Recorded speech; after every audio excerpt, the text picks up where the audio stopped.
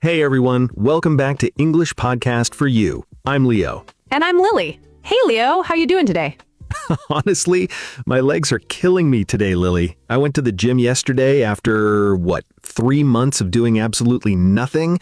Big mistake. Oh no, the classic post-gym regret. Did you do leg day on your first day back? Yeah, well, I tried to, but honestly, the hardest part wasn't even the workout itself. It was, just being around all those people and trying to figure out what to say. Really? Like gym anxiety or just knowing how to talk to people there? A bit of both, to be honest. The gym has its own whole language, right? Like, if someone is sitting on a machine you want to use, or if you need help with your movement, it can feel super awkward if you don't know the right words. Oh, 100%. That is so relatable for English learners. When you're in a crowded gym, you don't want to sound rude, but you also don't want to just stand there waiting forever. Exactly. You just end up staring at your phone, pretending to be busy while watching the machine out of the corner of your eye. I've done that. We've all done that. Well, today's topic is perfect then. We are talking all about gym interactions, how to ask to share equipment, how to talk to a trainer, and all the little phrases you need to sound natural. Yes, and today we have a great title concept for this episode. Can I use this machine? Simple, direct, and super useful. So, Leo, picture this. You walk up to a cable machine and someone is using it, but they're just sitting there checking Instagram between, what do we call those groups of exercises? A set. That's one of our key words today. A set is a group of repetitions or reps of an exercise. For example, I just finished a set of 10 chest presses. Right, a set. So this person is resting between sets. What is the most natural way to ask if you can share the machine with them? The most common phrase, hands down, is asking to work in with you. You can just walk up, smile, and say, "Hey, mind if I work in with you?" Or, "Can I work in a set while you rest?" Work in. That's such a cool phrasal verb. So to work in basically means to take turns using the machine while the other person is resting. Exactly. You do your set, then while you rest for a minute, they do their set. It saves so much time, especially when the gym is busy. But what if someone is totally brand new to the gym and they aren't sure if someone is actually using a bench or a machine? Like there's a towel on it or a water bottle next to it? Oh yeah, that's the classic gym dilemma. Is it taken, or did someone just forget their water bottle? Exactly. So what do you say in that situation, Leo? You can just look at someone nearby and ask, "Excuse me, is anyone using this?" Or, "Is this seat taken?" Very simple, very polite. Is this seat taken? That's so easy to remember. And if they say, "Oh yeah, I've got one more set," what do you say back? You can just say, "No worries at all, take your time." Or, "Cool, I'll wait right over here." Simple, friendly, smooth. Love that. Now, what about safety? Like when you're lifting heavy weights, say bench pressing, and you need someone to stand there just in case you can't lift it back up. Ah, you're talking about asking someone to spot you. That's our next big target word, spot me. Spot me. So if I say, "Hey, could you spot me for a set?" What does that actually mean? It means, can you watch me while I lift this and help guide the bar if it gets too heavy so I don't drop it? It's all about safety and also trust. Definitely trust. You don't want to ask someone who's completely distracted. So how would you ask a stranger to spot you without feeling weird? It's actually totally normal in gym culture. People love helping out. You can just say, "Hey man, do you have a second to spot me on this next set?" Or, "Hey, mind giving me a spot real quick?" Mind giving me a spot real quick? That sounds super natural. And what if they agree? What do you tell them before you start lifting? Great question. You should tell them how many reps you're aiming for and if you need help on the last rep. Like, "I'm going for 8 reps. Might need a little lift on the last one." That makes so much sense. Communication is key so nobody gets hurt. Exactly. Now, speaking of not getting hurt, let's talk about asking a trainer or experienced lifter for advice. That brings us to 2 huge words, form and technique. Form and technique. Aren't they almost the same thing? They're very close. Form usually refers to your physical body position during an exercise, like keeping your back straight or bending your knees properly. Technique is the overall skill or method of how you perform the exercise. Ah, okay. So if my back hurts while doing a deadlift, my form might be wrong. Yes, exactly. And you could walk up to a trainer or a friendly gym goer and say, "Hey, could you check my form on this?" Or, "Am I doing this technique correctly?" Oh, I like that phrase. Could you check my form real quick? That sounds so polite and clear. Yeah, and most trainers are super happy to help with quick questions because good form prevents injuries. It all comes down to basic gym etiquette. Ooh, gym etiquette. That's our final target phrase for this part. What does etiquette mean for anyone listening who hasn't heard that word before? Etiquette means unwritten rules of polite behavior in a specific place. So, gym etiquette means wiping down machines after you use them, putting your weights back, and not hogging a machine while scrolling on your phone for 10 minutes. Yes, put your weights back, everyone. That is rule number 1 of gym etiquette. Absolutely. So, we've covered so much useful language already. Work in, set, spot me, form, technique, and gym etiquette. It really makes you realize speaking English at the gym isn't about long, complicated sentences. It's just about knowing these quick, natural phrases and saying them with confidence. Spot on, Lily. Confidence is key. Even if your accent isn't perfect, using the right terms like work in or check my form makes you sound like you know exactly what you're doing. Right. Although I have to confess something, Leo. A few years ago, when I first started going to a gym in an English-speaking country, I had a super embarrassing moment. Oh no, what happened? Please tell me it didn't involve a treadmill. No, thank goodness, not a treadmill fail.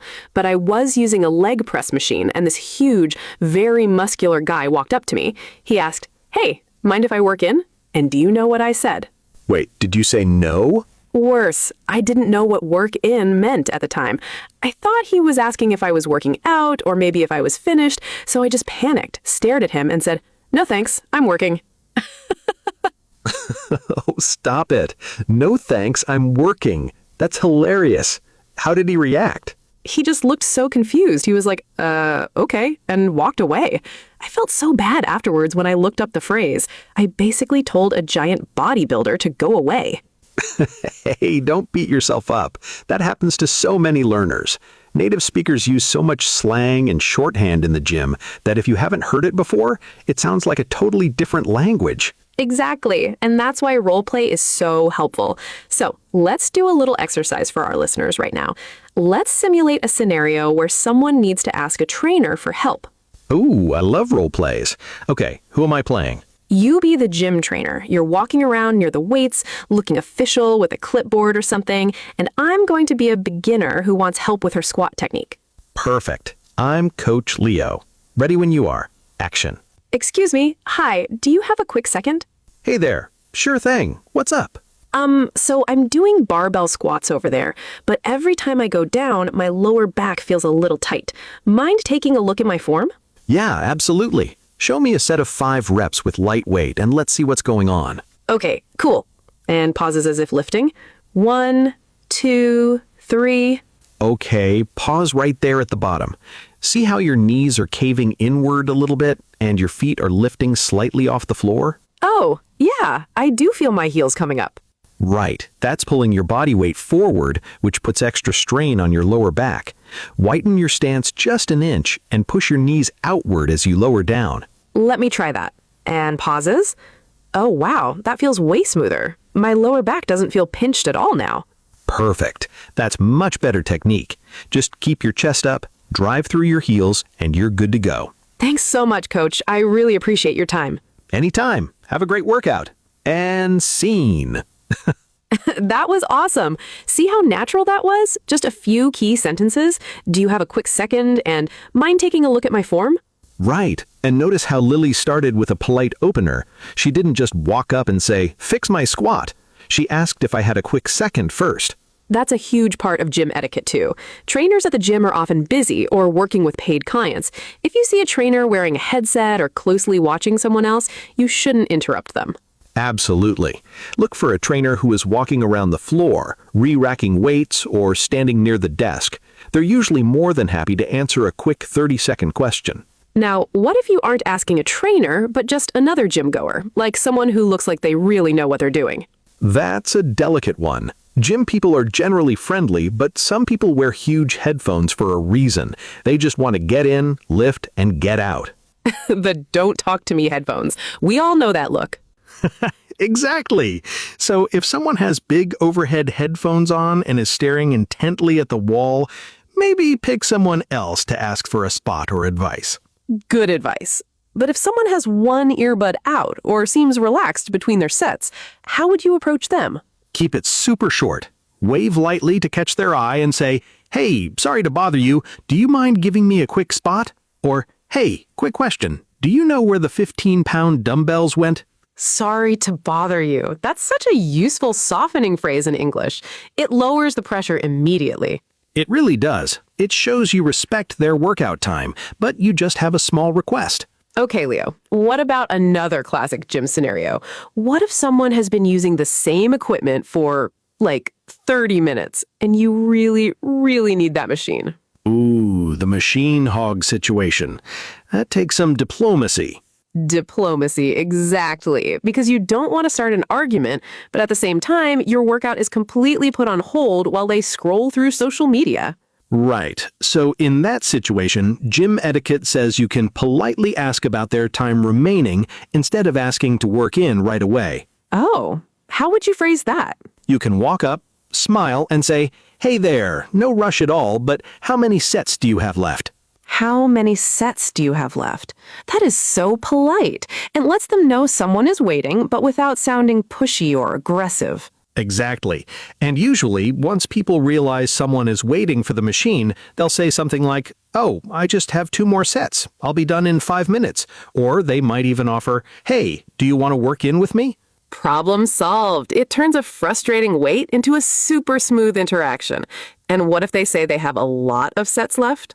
Then you can just say, "Cool, no problem. Mind if I grab it after you?" That way they know you're next in line and you can go do another stretch or exercise nearby until they finish. That makes so much sense.